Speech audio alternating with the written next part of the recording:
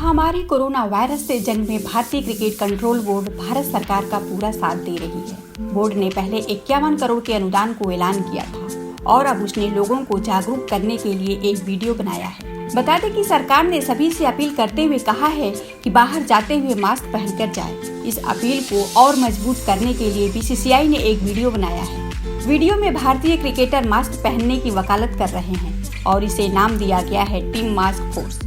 इस वीडियो में कप्तान विराट कोहली, बीसीसीआई अध्यक्ष सौरव गांगुली, स्मित मघाना, रोहित शर्मा, हरभजन सिंह, महिला टीम की कप्तान हरमनप्रीत कौर, वीरेंद्र सहवाग, राहुल द्रविड़, मिताली राज और सचिन तेंदुलकर दिखाई दे रहे हैं। ये खिलाड़ी बताते हैं कि किस तरह घर बैठे आसानी से मास्क बनाया जा सकता है। खिलाड़ियों ने यह भी कहा है कि इस खास अभियान में शामिल होकर आप न केवल खुद की सुरक्षा कर सकते हैं बल्कि देश के लिए बड़ा योगदान भी देंगे। ट्विटर पर बीसीसीआई ने लिखा कि टीम इंडिया अब टीम मास्क फोर्स बन गई है। कोरोना से लड़ाई में साथ दें। सेहत आरोग्य मोबाइल ऐप डाउनलोड करें। बीसीसीआई ने इससे पहले कोरोना वायरस से लड़ाई में 51 करोड़ रुपए की मदद दी है। कोरोना वायरस को फैलने से रोकने के लिए लगाए गए लॉकडाउन के बीच राजस्थान के कोटा में फंसे छात्र छात्राओं को लेने गई करीब 100 बसें शनिवार को झांसी पहुंच गईं। उत्तर प्रदेश की योगी आदित्यनाथ सरकार ने कोटा में फंसे स्टूडेंट्स को निकालने के लिए शुक्रवार को आगरा से 200 बसें और झांसी से 100 बसें कोटा भेजी थी। कोटा से उत्तर प्रदेश लौटे सभी छात्र छात्राओं की स्क्रीनिंग होगी और उसके बाद उन्हें उनके गृह नगर भेजा जाएगा। कोटा में कोरोना वायरस के अब तक 6 मामले सामने आए हैं। देश भर से बच्चे प्रतियोगी परीक्षाओं की तैयारी करने के लिए कोटा जाते हैं। गौरतलब है कि उत्तर प्रदेश सरकार ने छात्रों को वापस अपने राज्य लाने की योजना बनाई थी।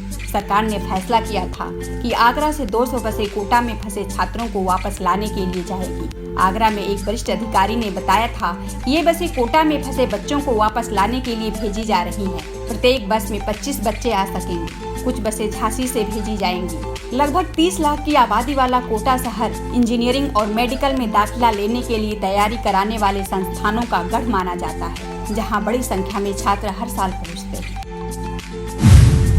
कोरोना के खिलाफ जारी जंग में भारत ने न सिर्फ अपने यहाँ लॉकडाउन, सोशल डिस्टेंसिंग के जरिए स्थितियों को नियंत्रण में रखा है, साथ ही वो लगातार पड़ोसी देशों को कोरोना से बुरी तरह प्रभावित देशों की मदद भी कर रहा है। इन प्रयासों को देखकर संयुक्त राष्ट्र महासचिव एंटोनियो गुतेरेस ने भी भारत को सलाम किया है और कहा है कि बाकी देशों को भी सीखना चाहिए कि मुश्किल समय में कैसे बाकी बातें भूलकर राहत कार्य पर ध्यान देना चाहिए। गुतेरेस का यह बयान ऐसे समय आया है जब हाल ही में भारत ने अमेरिका समेत कई देशों को कोरोना वायरस संक्रमण का संभावित उपचार मानी जा रही मलेरिया रोधी दवा हाइड्रोक्सीक्लोरोक्विन की आपूर्ति की थी।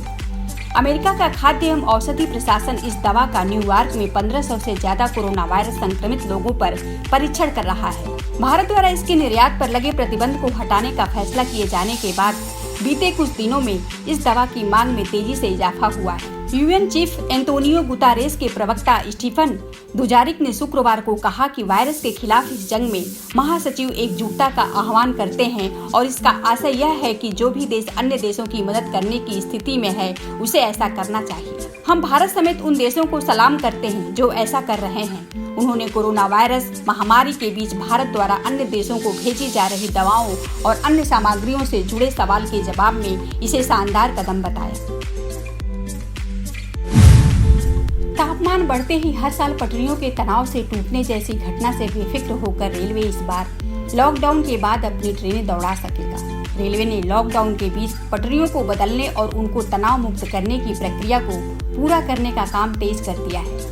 इन दोनों कामों के बाद उत्तर रेलवे लखनऊ मंडल में ट्रेनों का कॉशन का सामना नहीं करना पड़ेगा। ट्रेनों की गति बढ़ेगी और उनको बीच रास्ते रोकना नहीं पड़ेगा। रेलवे ने लॉकडाउन के बीच अपने करीब 2800 इंजीनियरिंग अनुभाग के कर्मचारियों को पटरी मरम्मत के लिए लगाया था। दरअसल इन दिनों तापमान बढ़ने पर पटरियों में तनाव आता है, जिससे पटरियां फैलने लगती हैं। पटरियों में आने वाले फैलाव के कारण वह कई बार टूट भी जाती है। 4 साल पहले हावड़ा से आ रही दून एक्सप्रेस पटरी के फैलाव के कारण ही दुर्घटनाग्रस्त हो गई थी, जबकि वर्ष 2014 में ही हरिद्वार प्रयागराज एक्सप्रेसवे कनकहा स्टेशन पर पटरी के फैलाव के चलते उसकी एक बोगी उतर गई थी। लखनऊ रेल मंडल में अयोध्या होकर वाराणसी और लखनऊ से उन्नाव के बीच पटरियों को बदलने का बैकलॉग बढ़ा है।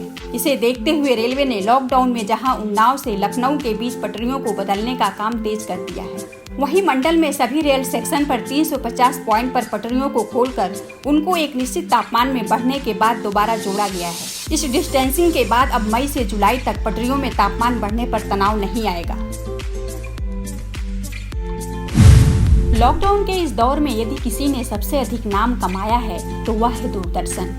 रामायण, महाभारत जैसे पौराणिक धारावाहिकों के दोबारा प्रसारण के साथ ही डीडी नेशनल ने टीआरपी के सारे रिकॉर्ड तोड़ दिए हैं। वहीं अब जब रामायण का आखिरी एपिसोड शनिवार को टेलीकास्ट हो जाएगा तो चैनल ने टीआरपी बनाए रखने के लिए नई स्ट्रेटेजी अपनाई है। अब दूरदर्शन पर बच्चों के फेवरेट शो छोटा भीम का भी प्रसारण होगा। किड्स एंटरटेनमेंट चैनल पोगो के इस बाबत दूरदर्शन से हाथ मिलाया है। शुक्रवार 17 अप्रैल से ही छोटा भीम का प्रसारण डीडी नेशनल पर शुरू हो गया है। यह शो हर दोपहर 2 बजे से 2:30 बजे तक टेलीकास्ट होगा। लिहाजा पोगो और दूरदर्शन ने 3 मई तक ही इसके प्रसारण को लेकर साझेदारी की है। वार्नर मीडिया एंटरटेनमेंट नेटवर्क के सिद्धांत जैन कहते हैं, यह समय बहुत ही चुनौती भरा है। हमें लगता है कि छोटा भीम का प्रसारण बच्चों को खुशी देगा और इस मुश्किल दौर में यह उनका मनोरंजन करेगा।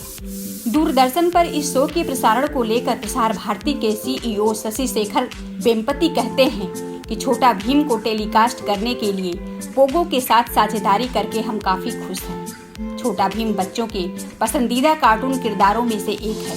हमें इस शो के साथ अपने युवा दर्शकों का मनोरंजन करने में काफी खुशी होगी। अगर आपको ये वीडियो पसंद आया हो तो लाइक, सब्सक्राइब और शेयर जरूर करें।